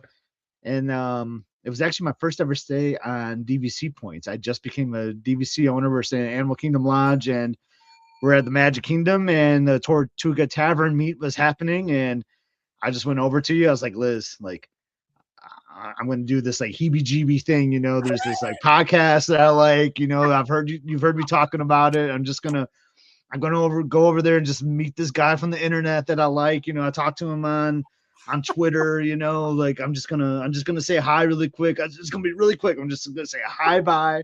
And it was kind of awkward, you know, just like, hey, really like the podcast, man. Like really appreciate all that you do. And we took a photo together. You had like your Mizzou like visor on, I Yeah, think. yeah, I remember that sweaty old thing. Yeah, Yeah. we had our Be Our Guest podcast lizard shirts, you know, those OG shirts, those are awesome. And I think Mal and Emily like said hi to each other. I remember that. That was like their first little interaction. They said hello. That's when I started running, you know, like the Mike Bankhead, the famous episode where he talked about his journey and the lizards had started by then, obviously, because we had the shirts. But I had not signed up for a race. My first race was like the next year where I did the last Expedition Everest 5K. And then then I was on the podcast cruise after that. And that's when we really hit it off. It was that podcast cruise in 2015. That would have been podcast 3.0, where Yep. we had the first double dip. That was the 5-nighter where we first double dipped to Castaway Key. Oh my gosh. I'm trying to think of a funny story from that one. What happened on that one? We had some tastings, I know, on that podcast cruise. You like those. Yeah. But yeah, that's kind of like where we really when we really kicked it off. I actually so that was kind of where we really kicked it off is your brother-in-law who's really in a good mood right now because the Hoosiers. I'm sure he's still running a high from the Hoosiers. I can still hear him. He lives 5 minutes down the Hoosiers. He's still going crazy. One afternoon at the Meridian Bar. So those that have been on the Dream, there's between Paulo and Remy is bar Meridian, and Andy. I can't remember his wife's name. Okay, Andy and Sandy, easy to remember. Andy, Sandy, you and Pam, and me and Liz. We just got a table at Meridian, and we just kind of hung out the 6 of us for a little while, just sharing stories and all that. And then I think it was before a tasting because we had a tasting in Meridian, which is really cool because that is a cool spot for a tasting. It might have been a mixology, which is like even like that was the one. I did jump in here. Somebody didn't show up for the second one, and I did both. I know that face. That's why I looked after it, dude. I did back-to-back mixologies. Oh, dude, that's nice. Well, and I don't drink. I don't even drink in the real world. Like I had. Yeah, you don't. Yeah, that's a true thing. Mike only really drinks on the vacation world, the Disney World. Yeah, that was one of those nights I did not get to. Yeah, I wasn't allowed to go to dinner. Yeah, so that was fun. So that is kind of like our like. I mean, you've been doing these like, what's your Disney story? That's kind of like the Mike and Scott story, and that's kind of and to see that's right there. Meridian is like really where we connected. Like maybe I mean there might be some alcohol that like induced us a little bit there, you know, that got us going. But that was a good time. Well, plus I knew you were my wingman because you didn't let me get in trouble because we didn't do anything silly or anything, but we No. had a good time. But I mean, I yeah, do have a funny photo of you and Pan like after that, like in one of the portholes, like by the because we were like, oh no, we gotta go pick up the kids from the Oceaneers Club because Mal and Emily were kind of kicking it off a little bit at that point in the Oceaneers Lab or club, and I have a funny photo of you two like in the I won't share it, but like in the porthole, you know, because we're doing some tastings, you know, but yeah, it's fun. So, speaking of, so the next podcast cruise that I will share a story. And this was just a fun day, is that we did one of my favorite port adventures I've ever done. This was on the 7-night cruise we did on the Fantasy. We did the Amazing Race Cozumel with Paige, and I mean, we killed everybody in that thing. We won that thing so bad that we got, I mean, there were a lot of people in it. I want to say there were maybe 40 or 50 people doing this thing, and you broke up into teams. Some people were like pairs. We had 3 of us, mostly pairs. We had 3. We had Paige with us. And like, I'm competitive. Paige is like more competitive than I am. She's just like, she will, kick you in the shins if you're dragging. And it's like you're competitive. So we're all doing this. I mean, we're going all over Cozumel. And I mean, it was July. I mean, picture like Texas in July. I mean, we're south of Texas. It is so hot. I mean, it is smoking hot. And I don't know if you know how this thing works, but man, part of it, they take you out in a boat. You got to jump into the ocean and dive down we made Paige do that. Oh yeah, Paige was 100% doing that. Like, I mean, it's like the Amazing Race.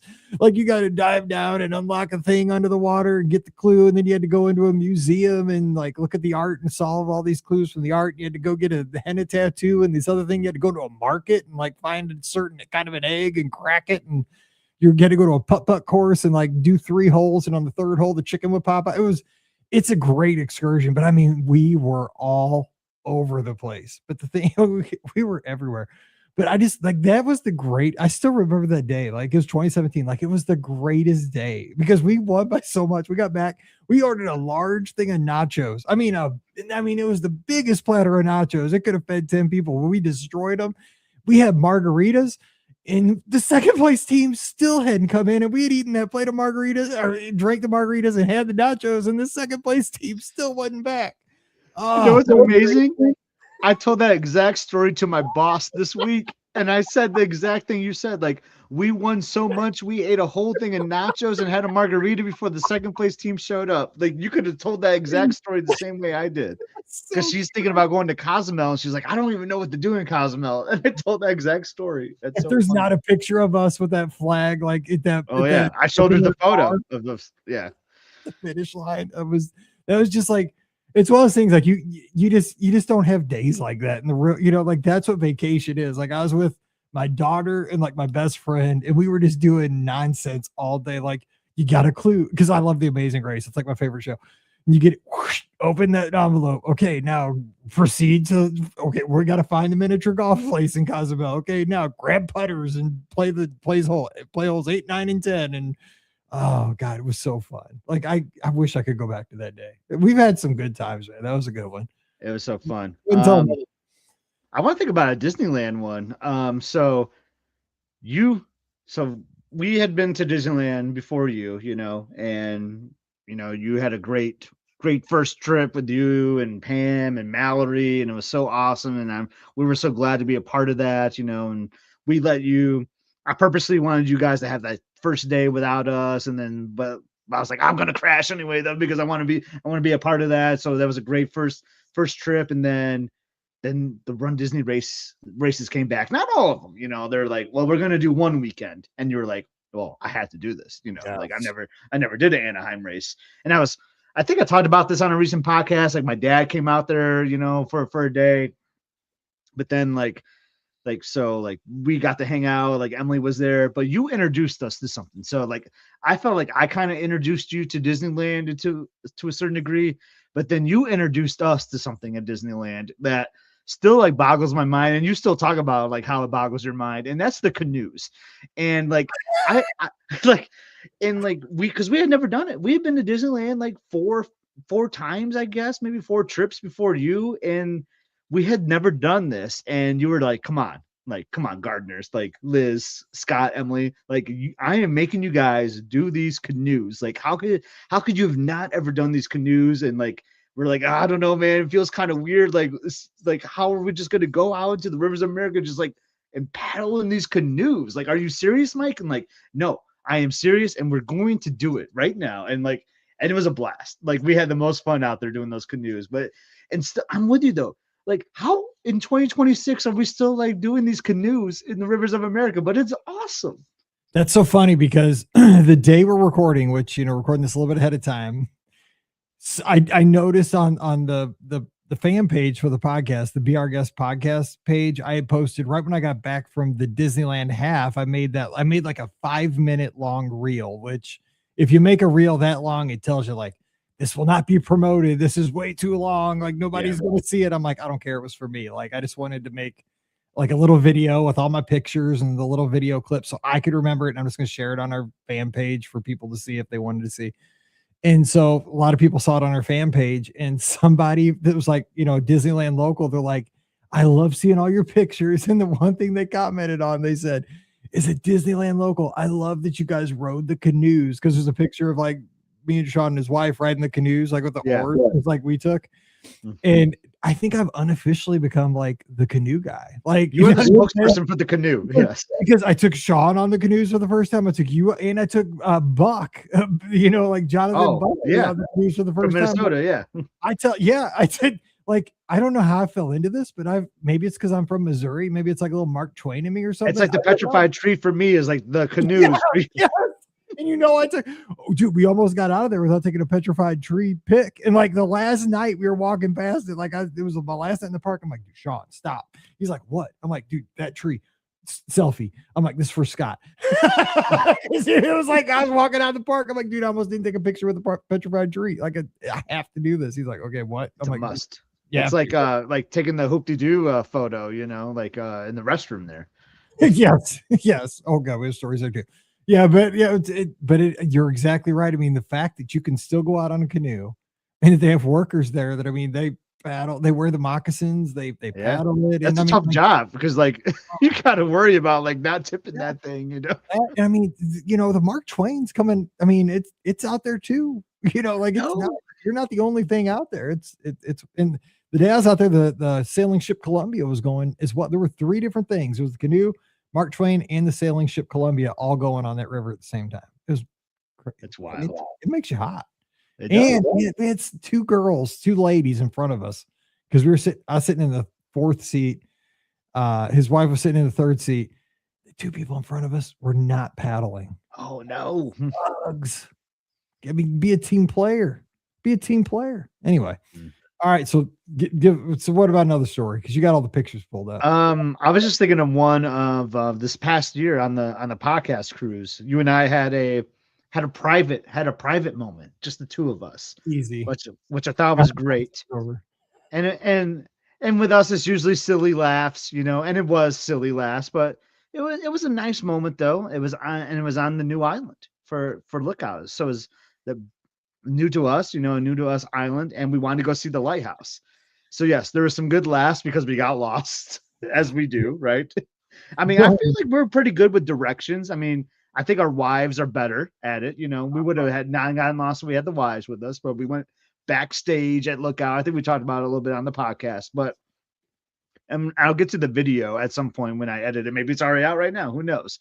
But when we get to the lighthouse, it felt like it was like a refreshing moment. It was like an aha moment. It was just like a zen. Like, it was so refreshing for us to like, I mean, it's not like it was a hard hike or anything, we run marathons and we do dopies, but it was a cool moment. Like just 2 buddies, we got to this lighthouse and we're just looking out the ocean, and we're on this trip together with fans of the podcast, this community that you built. And we just kind of stood there just thinking about life. And it was like, man, this is like cool. And like, we're on this cool island. It's just the 2 of us right here in this moment. I don't know, man. It was a cool moment to me. I don't know if you felt the same thing at all about it, but I did feel like that way.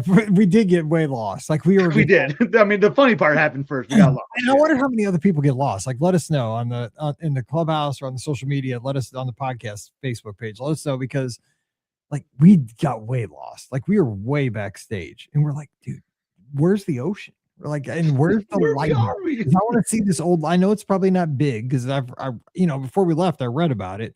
It's like old and dilapidated, and it's just small. But I was like, I want to see the relic of the lighthouse. Like, I'm into historic stuff. Like, this is all new, but this is not what I read about. We were so, but anyway, what I thought about, and I'll tell you, because again, I told you I'm an Amazing Race fan, right? But I was a Survivor fan back in the day, right? Now you watched Survivor, right? Back in the day, a lot. No, I never had really watched Survivor at all. Okay, well, you won't get this reference, but some of our listeners will. Back in the day when I used to watch it, and I don't know if they still do it. I haven't watched it for years. But on the finale episode, they would always have this reflection, like at the end of where they would show everybody's torches that have been snuffed, like on the finale. So they would have this like epic music playing, and Survivor's always on an island, so it'd show like these beautiful shots of the ocean and over the cliffs and stuff. And I felt kind of like that as we got up to the point there where you're looking out of the ocean. It's just us, like we're the two like lone survivors, like because we had gotten lost, we finally made it. Yeah, we did. Okay, now we're going to final tribal council. God, for a second, dude, I could just see Jeff Probst like popping out. Boom. All right, now you're gonna face the jury. Oh my gosh, that's hilarious. It was beautiful up there. It was beautiful. We've had some great times. I mean, and we have some wild times too. I mean, so we talked about some tastings. I won't go too crazy in the tastings. I mean, we've had some tastings on the Dreams where you and I had tequila tastings into mixology. Some of us didn't make it to dinner. Yeah, we've done arm wrestling matches with other groups. Won't necessarily get into that either, but we've had some fun. But on another podcast cruise, the 7-nighter, man, that 7-night one was the best. I mean, I don't want to say it was the best because it was so long. Like it was so long, but it was good. It was a good cruise. So good. But and we had a lot of people on that sailing too. There was a lot of people that sailed with us. We had a lot of people. So we stopped in Jamaica on that sailing, and we had a wild day there. And I just saw this photo of a lot of our groups, and we went to that Margaritaville. So that was like our excursion for the day. So I could actually see it. I think we have facing verandas that cruise. I think we had connected. We had the very back one. So if people don't know, there's those. You're right, the aft facing. So if you don't know what Scott's explaining, if you've never been on a cruise, there are verandas that are actually on the very, very back of the ship. So they, like you said, they're aft facing, which means they face the back of the ship. So when you walk out of your veranda, you see the trail of the wake. Yeah. The wake. That's the word I was looking for. I should know that. And so you don't see the sides, you see the back. And so we had those side by side. So we could open up the veranda between ours. And by the way, those aft verandas are gigantic. Instead of having chairs, you get like a loungers on the veranda. Yeah. I recently had one on the Dream. Like we had the flagpole room on the Dream like last year, which has always been like a bucket list item of mine. But yeah, I love those aft ones. Now I will say, like, you're pretty far away, obviously, like you're in the very far end of the ship, but like I like those rooms. But anyway, so we had those connecting ones, and when we docked in port, like we could see Margaritaville from our room. I remember it was like right there. And we're like, what are we gonna do today? We're like, well, let's just go to Margaritaville. I was kind of like, that's kind of weird. Like isn't Margaritaville just like a restaurant or something? Like we've been to the one like in Chicago, like at Navy Pier, and like, and you're like, no, it's different here. That's my mic impression. No, it's different. Like, I mean, dude, I said that, but I'd never. Well, actually, you know what? I think we didn't go to that one though because we were in Falmouth, but Pam and I went to the one in Montego Bay on our honeymoon. That's okay. We had a cheeseburger in paradise. Yeah. Or maybe it was Steve. Someone kind of knew, or that was going to be. It wasn't me. It was probably Steve. I was going to say, someone knew it was going to be kind of different, and it was because it had like this pool. It looked cool. It looked cool because we were so high up, and like we were at literally. I'm not kidding. So I don't mean to interrupt, but I mean we were literally so close when we backed in. It looked like you could get a run at it and jump into the pool. Oh yeah, I feel like I could jump in that pool. I mean, I'm not kidding. That's how close we were. Like you couldn't, but it looks like if you'd had your passport in the back pocket of your swim trunks, you could have just got a big run at it, maybe from Cabanas on deck 11, and like Rodney Dangerfield did right into the pool at Margaritaville and just showed your passport when you hit the pool. It was it literally was that close. Like it wasn't, but I mean it was maybe 1,000 yards. Like literally. But that day, I know. Yeah, so it was really quick to get there, right? You know, and isn't that where like side note, isn't that where like Ricky and Brian got married, I think, or something? Because like I remember they're like saying something about that at that port. They got married. They got married on a beach, I think in Jamaica. I don't know if it was at that port or not. I don't know. It was Margaritaville. Okay. Well, not Margaritaville. It might have been at that port. I don't know. But anyway, so we get there, and the photo I'm seeing though, that made me laugh because we're having a good time.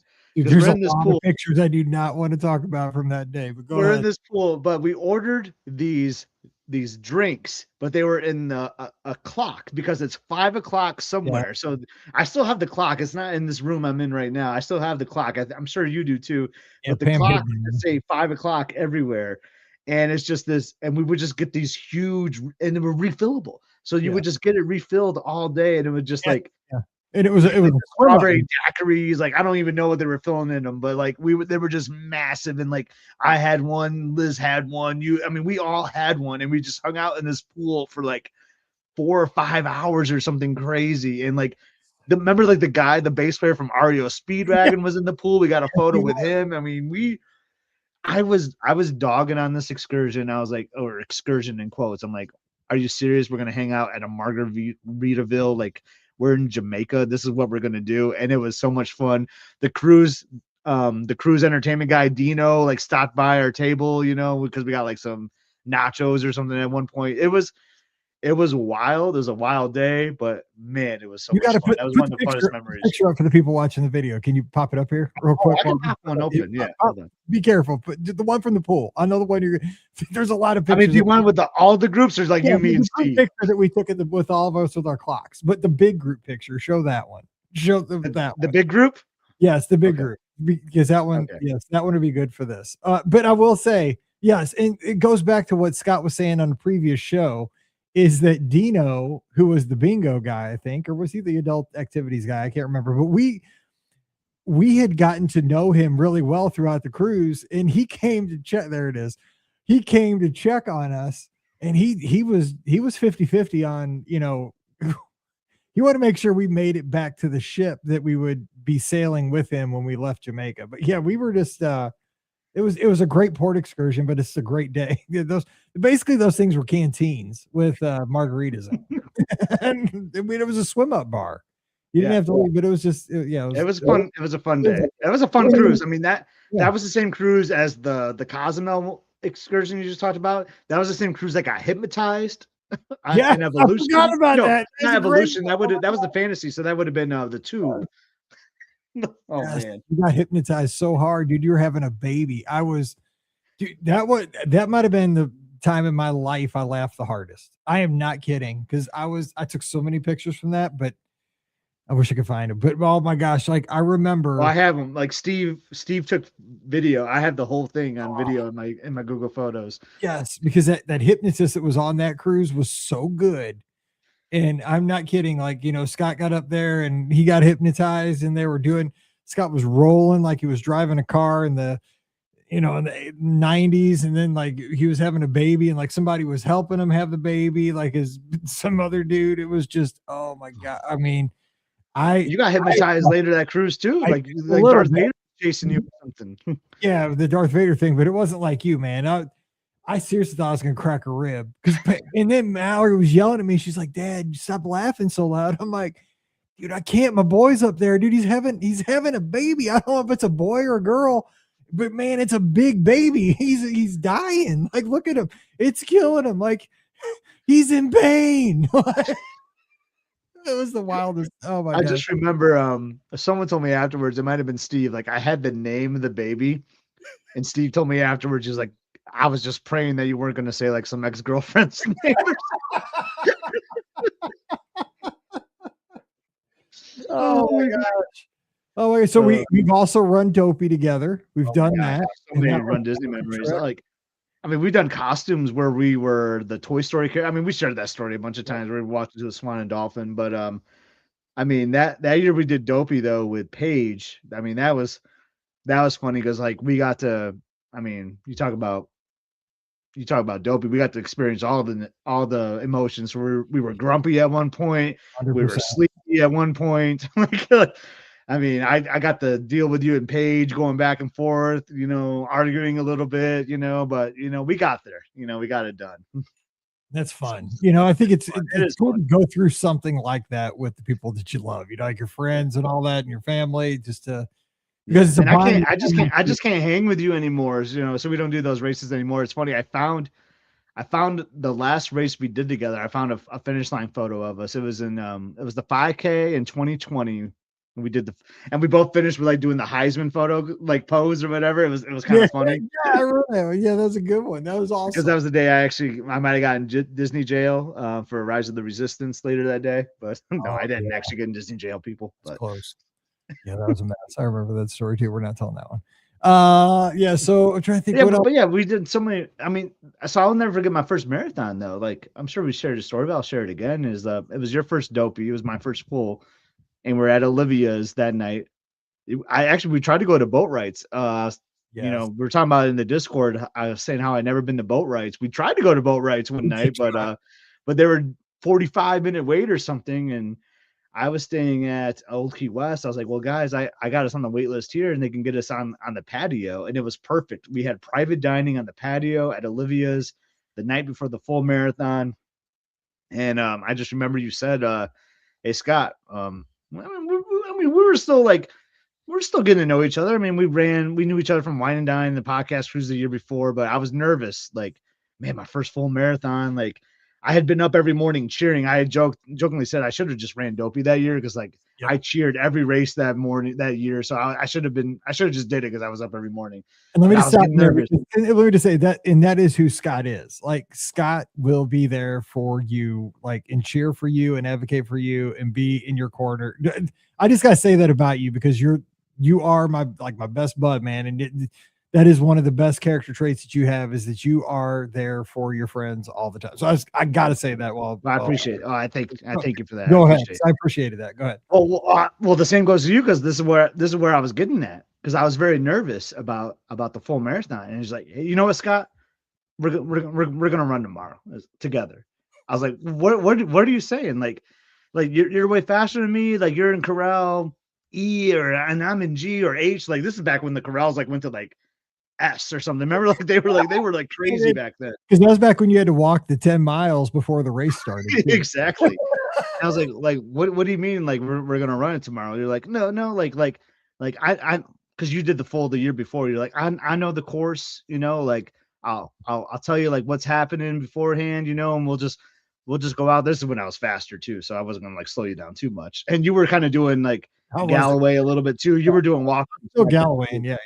Yeah, so we were both doing Galloway, so we're kind of closer in We were pace. about the same speed then too. It Yeah, wasn't. yeah. So like we're just gonna do it together. And I was like, man, like that's so nice of you. I appreciate that. And like that was, I mean, it's still my PR. I mean, it was my first one, and I've always said like I got another PR in me. Like I'm gonna beat that PR someday. I'm working on it. But I'll never forget that first full marathon when you were like right there at Olivia's and you said tomorrow we're running the full marathon together. And you previously you just never ran races with anyone. I just thought that was really really kind of you, and I appreciate that so much. And then That is, we ran the next two marathons together too, like that one with Paige, and then we did with another one. It was awesome.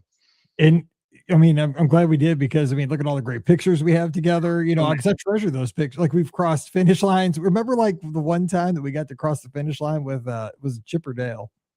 oh, We got in trouble too because like we found out later that because we have a tradition now. This is kind of a Run Disney tradition for a lot of runners. It's not so much anymore because they've changed the course in the last couple of I years. know. But you used to run past Mexico. You used to do the last mile of the marathon used to be around World Showcase. And so a lot of the runners would finish with a margarita. And so like, you know, a loved one or somebody would get them a margarita. Like we got to tell that story too, real quick. But like, you know, somebody gets you a margarita, you get the margarita as you pass Mexico, finish with a margarita in your hand as you cross the finish line. A lot of people did that. But That's a good picture too. That's me finishing that first marathon. You finishing that dopey right there. Oh my gosh! Look at I had on the shin things. Yep. Sleeves. Yeah, man, look at us. We look so young. Yes. Oh my gosh, these pictures. I've aged 50 years. But yeah, so we got to cross the finish line with Chipperdale and like holding their hand, and but we found out like we had to peel off because we had I had a margarita in my hand. That was the next day, I think. That was the half marathon. That was the half marathon. We were fine because we didn't have a drink. Oh, was it? Okay, I could. Yeah. God, it's been ages. But I know there's a lot of stuff. Yeah. But man, that picture's epic though. That's one of my favorite ever pictures. Is that the one? No, that's not the one that we had the margarita. You're right, because there's one epic picture of us like you're hand in hand with, is it Chipperdale? I don't know what. Yep, I'm bringing it up right now. Okay, because like I'm right over your shoulder, but like you're like holding hands with Chipperdale, like right at the finish line. I'm like right over your shoulder, like giving the like fist pump. It's one of those things like, yeah, it's like like you're arm in arm. That's totally it. It's Dale. Like so many good memories, but like you got the greatest expression. Man, it was cold that year. Look at us. It was cold that year. It looked like we ran into Antarctica in that picture. You got we both have stocking caps on and gloves. Like, holy cow! We didn't even take layers off that year. No, I have on Under Armour. There's a whole series of these photos. Like, oh, that's so good. It's so like everybody's so happy in that. Oh my gosh, that's a great one. I don't have all those. That's a good one. Oh yeah. Oh, look at this. Oh my gosh, with the choir. Those kids are probably grandparents. I love this.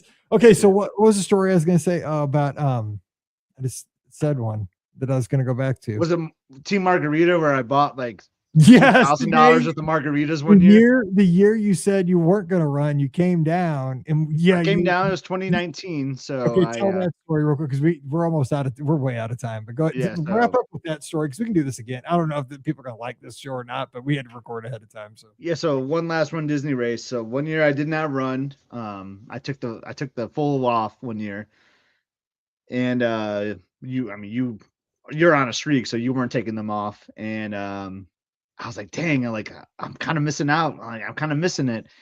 And I found that you could still register. It was even without a charity bid. Like it was just, I went to Run Disney's website and I was able to just register for the half.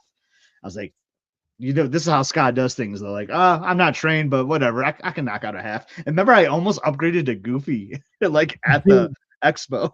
This is the year you came down and stayed at Riverside with me, right? Because I was like, I stayed with you. Riverside, just come on down. Like I'm there. So Mike was gracious enough. I just stayed with him. So I ran the half. Like we hung out. I think we hung out with our friend Georgia. We went to Olivia's, and like it was kind of no, it wasn't cold. It was cold that night, but I think it was a hot full marathon that day. But so you wanted your medals, for the full. So I went in and cheered. I was like, oh, this is gonna be kind of cool. I'm gonna be on the other side because I've cheered like all these other races, but I never actually cheered the full. So I'm going to cheer today. Got into Mexico and I was like, you know what?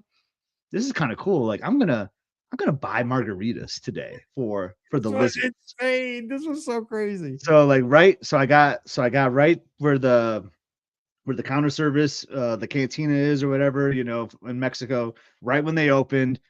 And I asked like, how many margaritas can I buy?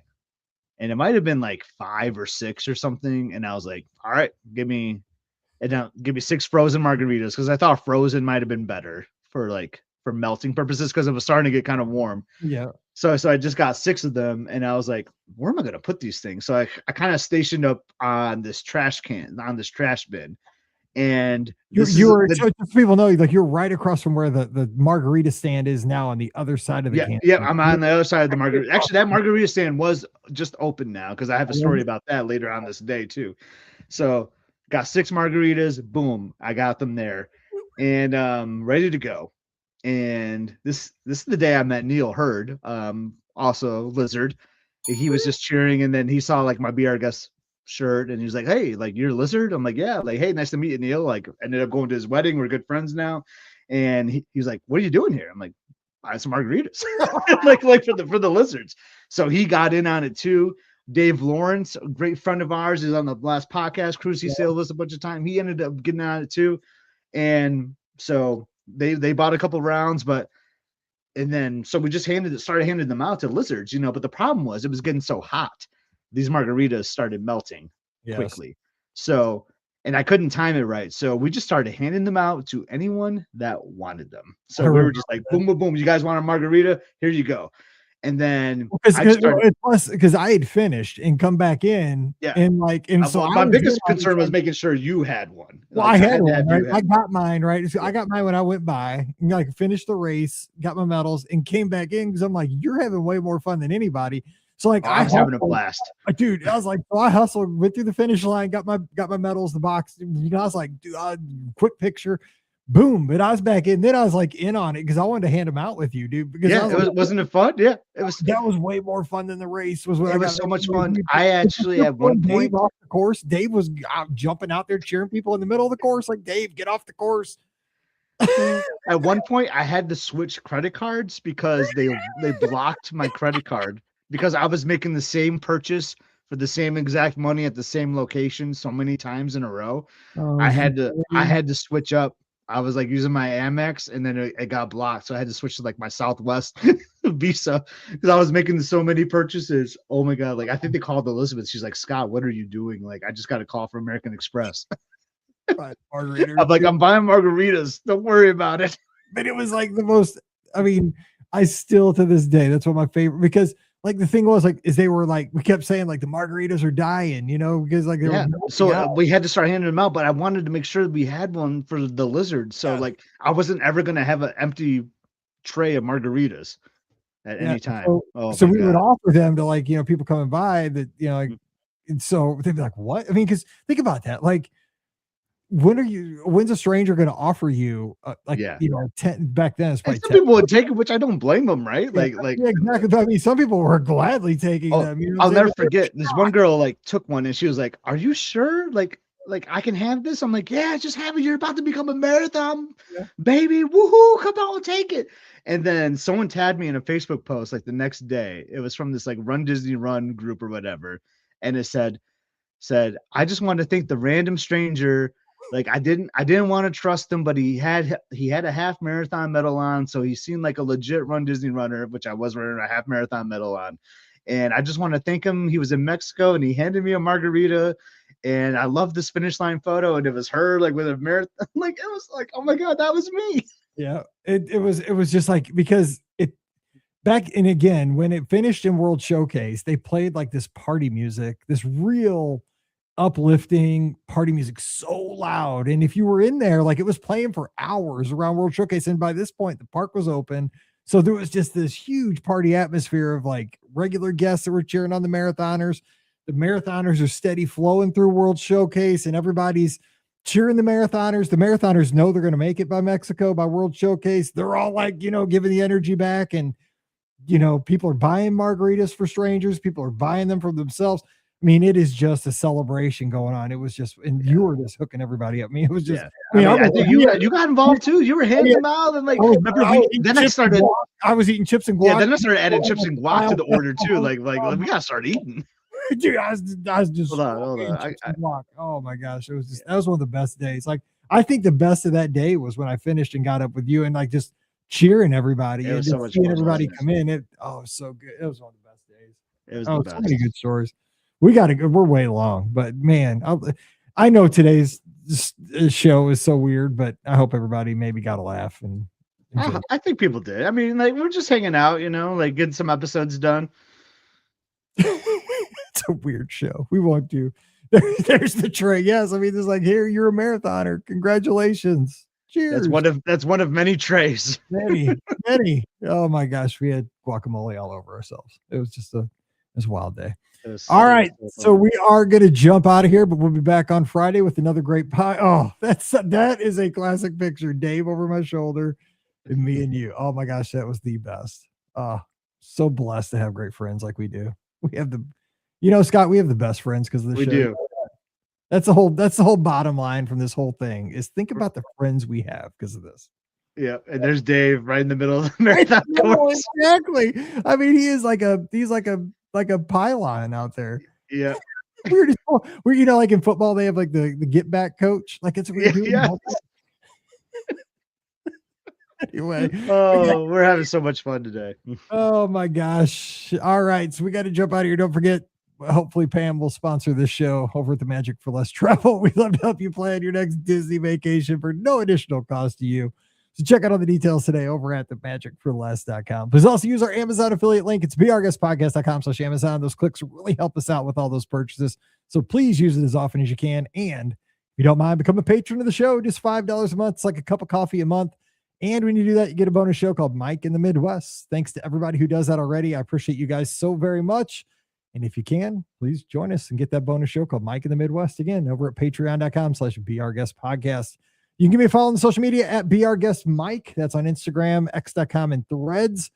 You can also follow Scott, Epscott, EPSCOT in those same places. But one more time, you need to go to Must See Adventures because we're wrapping up the podcast cruise, and a new must-see adventure is probably on the horizon, but I don't even know if Scott knows where it's going next. Scott, do you know what's happening after the podcast cruise?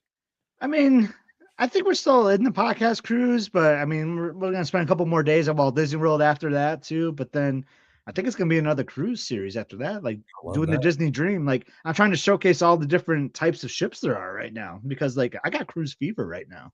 Like who doesn't love sailing? So, but yeah, if you like that content, if you like Disney destinations, or if you want to see something else, let me know. Like I would love to go travel and showcase something for you because that's the kind of guy I am.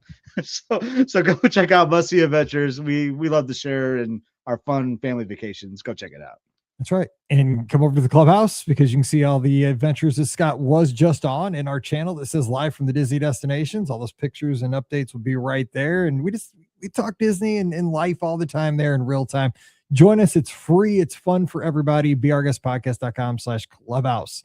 We'll see you over there. All right. We're getting close to being back in real time and I love it. So excited for it. So thanks for understanding. Thanks for sticking with us. Thanks for being the best podcast family. You guys are awesome. And again, happy 29th birthday to my wife this weekend. So for Scotty G, I'm Mike, wishing you a great Wednesday. Stay safe, stay healthy, and we'll see you real soon.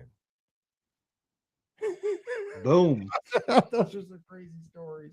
Oh, that's fun though. Those were good times. Those were some good.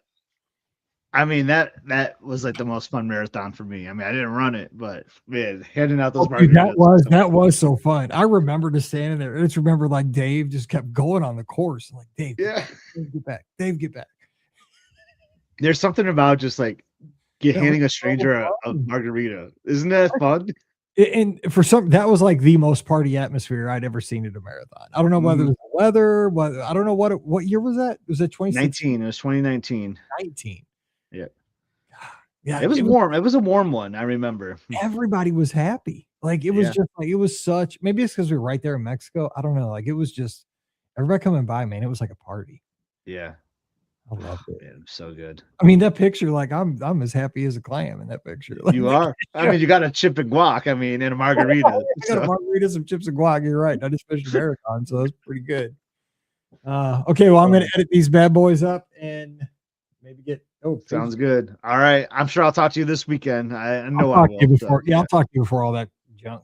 But I cannot thank you enough for doing all these kind of Friday nights for like 3 weeks, man. Oh no, this has been good. This has been good. So I appreciate you. Thanks for the kind words. You're like the best friend, man, that I could have. So I appreciate you. Always, man. You're like my brother. I don't have a brother, but I do now. So I appreciate you. All right. Well, I'm gonna go get something to eat. Go watch Michigan State. And tell Liz I appreciate her because this took time away. So let her know. It's all good. It's all good. All right. We'll talk to you later. All right. See you. See you. Bye.